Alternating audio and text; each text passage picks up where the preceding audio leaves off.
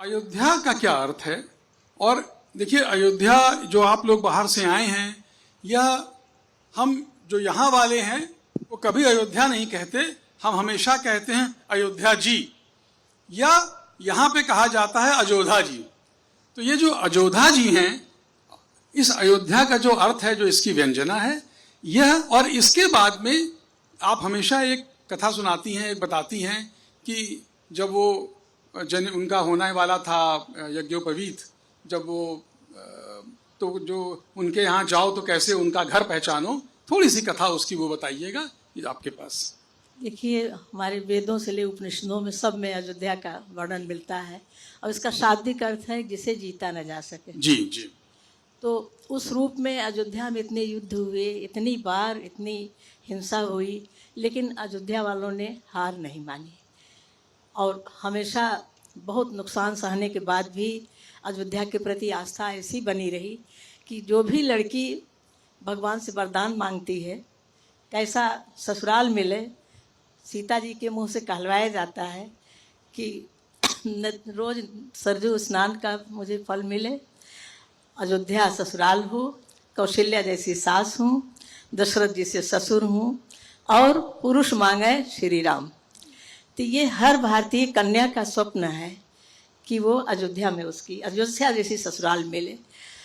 और यहाँ जैसे हमारी बहन ने अभी बताया, चंद्र प्रकाश भाई ने भी बताया कि अयोध्या के कण कण में राम है, और हर संबोधन में, हर भाव में कहाँ नहीं है राम। इनको राम को लेकर के, अयोध्या को लेकर के इतनी सारी कहानियाँ गढ़ी गईं, इतने सारे गीत लिखे गए, इतनी सारी कथाएं जुड़ती गईं। अभी आप बता रहे थे कि जनेऊ वाले, जनेऊ का एक गीत है कि विप्र चलते हैं कि राम का जनेऊ है, मैं राजा दशरथ की बकरी ढूंढ रहा हूँ, कैसी पहचान क्या है?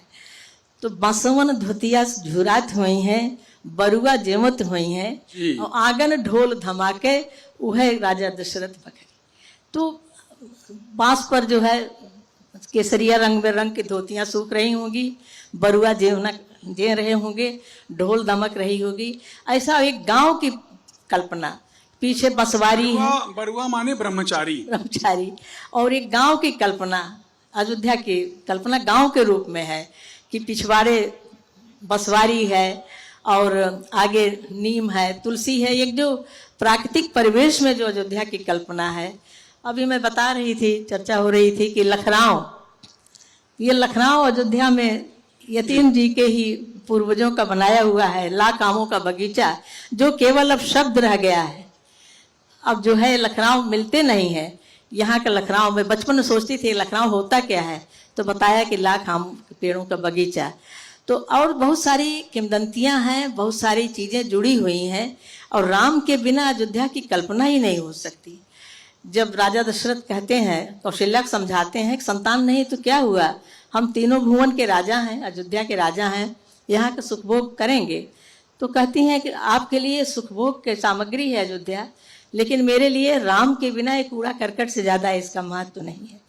तो ऐसे राम के बिना जब राम जाने लगते हैं, तो कई गीत ऐसे इतने मार्मिक हैं कि कौशल्या कहती हैं कि अवध के बच्चों, तुम खूब धूम मचाओ यहाँ, ऐसी धमार रचो कि राम खेलने में भूल जाए कि उन्हें बन जाना है जी।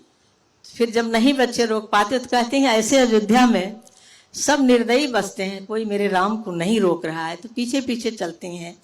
फिर जब चले जाते हैं तो राम बिना मोरी सोनी अयोध्या, और लक्ष्मण बिन लखराऊं, और सीता बिना मोरी सोनी रसोईया, कौन मेरे भोजन बना के देगा? राम आंखों की पुतली हैं, लक्ष्मण नायक हैं, और सीता मेरे हाथ की कलछी है, कलछी जिससे भोजन परसा जाता है, तृप्त होता है। तो सीता के बिना, सीता के हाथ के बिना कौन तृप्त करेगा? ऐसे ऐसे गीत हैं कि आप सुनते जाइए, भावुक होते जाइए, और उस गीत के भीतर जो राम के प्रति आत्मीयता है उसे आप स्मरण करते रहते हैं।